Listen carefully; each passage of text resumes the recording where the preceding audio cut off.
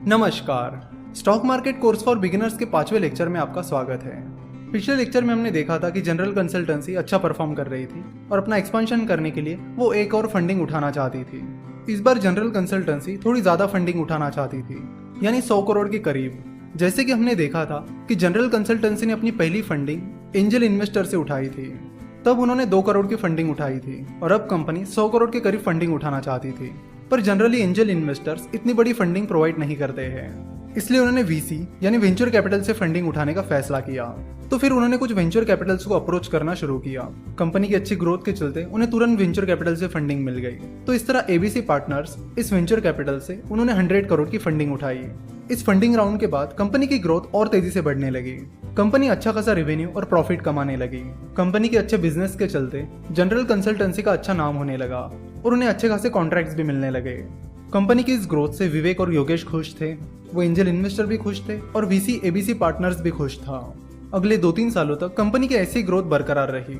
हाँ, बीच बीच में थोड़े अप्स एंड डाउन्स आए, लेकिन कंपनी ने उन्हें मैनेज कर लिया और अपनी इसी ग्रोथ को बरकरार रखने के लिए कंपनी और फंड रेज करने की प्लानिंग कर रही थी। इस बार कंपनी 1000 करोड़ रुपए की फंडिंग उठाने की प्लानिंग कर रही थी।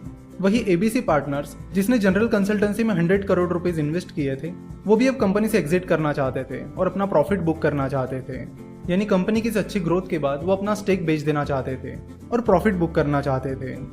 जब किसी कंपनी को अच्छा खासा पैसा रेज करना होता है, साथ ही कंपनी के कुछ इन्वेस्टर्स को कंपनी से एग्जिट करनी होती है, तो आईपीओ सबसे बेस्ट ऑप्शन होता है। आईपीओ का मतलब है इनिशियल पब्लिक ऑफरिंग। यानी जनरल कंसल्टेंसी ने अब स्टॉक मार्केट के जरिए पैसा उठाने की प्लानिंग कर ली थी। तो आईपीओ को डिटेल में समझने से पहले हम समझते हैं कि एंजल इन्वेस्टिंग, वेंचर कैपिटल और स्टॉक मार्केट के बीच क्या डिफरेंसेस होते हैं। जब कोई कंपनी स्टॉक मार्केट के जरिए पैसा उठा लेती है, उसके बाद कोई भी उन कंपनीज के शेयर्स बड़े आसानी से खरीद सकते हैं और बेच भी सकते हैं। वही अगर आप एंजल इन्वेस्टर हो और किसी स्टार्टअप में इन्वेस्ट करने की प्लानिंग कर रहे हो, तो किसी स्टार्टअप के शेयर्स खरीदना या उन शेयर्स को बेचना आसान नहीं होता है। एंजल इन्वेस्टिंग में या तो कंपनी को एंजल इन्वेस्टर्स को अप्रोच करना होता है या फिर एंजल इन्वेस्टर को कंपनी को अप्रोच करना होता है। और मान लो किसी एंजल इन्वेस्टर ने किसी स्टार्टअप में इन्वेस्टमेंट कर ली है, तो उन शेयर्स को बेचना आसान नहीं होता है। आपको किसी और इन्वेस्टर्स को ढूंढना होता है। अगर कोई इन्वेस्टर उस कंपनी में इन्वेस्ट करने के लिए इंटरेस्टेड है, तो आप उसे अपने शेयर्स बेच सकते हो, या फिर आपको उस स्टार्टअप के आईपीओ तक का इंतजार भी करना पड़ सकता है। जनरली एंजल इन्वेस्टर्स और वेंचर कैपिटल जब उस कंपनी का आईपीओ आता है जिसमें उन्होंने इन्वेस्ट किया है, तब उस कंपनी से एग्जिट लेना प्रीफर करते हैं। जैसे कि अभी कुछ टाइम पहले हमने देखा कि उबर का आईपीओ आया था, जिसमें उबर के कई सारे इन्वेस्टर्स ने कंपनी से एग्जिट ले ली थी।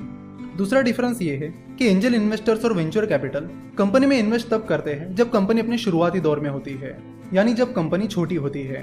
तो जब कंपनी छोटी होती है, तब कंपनी के पास ग्रोथ अपॉर्चुनिटीज काफी ज्यादा होती है, ग्रोथ की स्पीड भी ज्यादा होती है, but at the same time company fail होने के चांसेस भी बहुत ज्यादा होते हैं। तो अगर किसी एंजल इन्वेस्टर या वेंचर कैपिटल की इन्वेस्टमेंट सक्सेसफुल हो जाती है, तो वो उन्हें बहुत अच्छे रिटर्न देती है। वही जब कंपनी स्टॉक मार्केट में आ जाती है, तब तक कंपनी एक बड़े लेवल पर पहुंच चुकी होती है, जहां से बहुत ही कम कंपनीज एक्सपोनेंशियल ग्रोथ दिखाती है। यानी वहां से कंपनी जनरली उतनी तेजी से नहीं बढ़ पाती जितनी शुरुआती दौर में बढ़ पाती है। But at the same time जब तक कंपनी स्टॉक एक्सचेंज पर लिस्ट हो जाती है, तब तक कंपनी एक वेल सेटल्ड कंपनी बन जाती है, जहां से कंपनी के फेल होने के चांसेस कंपैरेटिवली कम हो जाते हैं, यानी कंपनी के शुरुआती दौर के मुकाबले कम हो जाते हैं। तो चाहे एंजल इन्वेस्टिंग हो, वेंचर कैपिटल फंडिंग हो या स्टॉक मार्केट हो, ये सारी इक्विटी फंडिंग के तरीके हैं। सो अगर आप एज एन एंजल इन्वेस्टर किसी स्टार्टअप में इन्वेस्ट करते हो या फिर स्टॉक मार्केट के जरिए किसी कंपनी के शेयर्स खरीदते हो, तो उसका मतलब है कि आप उस कंपनी को अपने पैसे देते हो और उसके बदले में कंपनी आपको कंपनी में भागीदारी देती है, यानी ओनरशिप देती है। तो यहाँ से आगे हम आईपीओ प्रोसेस को पूरी तरह से समझेंगे, साथ ही स्टॉक मार्केट को समझना यहाँ से हम शुरू कर देंगे। इसी स्टोरी को कंटिन्यू करके अगले लेक्चर में हम स्टॉक मार्केट के बारे में डिटेल में समझेंगे। देखिए, चाहे एंजल इन्वेस्टिंग हो, वेंचर कैपिटल हो या स्टॉक मार्केट हो, ये कोई उतनी भी कॉम्प्लेक्स चीज नहीं है जितनी आप समझते हो। तो स्टॉक मार्केट इन्वेस्टिंग को यहाँ से हम बड़ी ही आसान भाषा में समझेंगे। जैसे कि हमने देखा कि विवेक और योगेश की कंपनी जनरल कंसल्टेंसी ने आईपीओ के बारे में सोच लिया है, तो हम नेक्स्ट लेक्चर में देखेंगे कि आईपीओ होता क्या है, जनरल कंसल्टेंसी आईपीओ के लिए कैसे अप्लाई करेगी और कैसे वो स्टॉक मार्केट से पैसे उठाएगी। तो ये सारी प्रोसीजर हम नेक्स्ट लेक्चर में समझने वाले हैं। आशा करता हूँ कि आपने इस लेक्चर को एंजॉय किया होगा।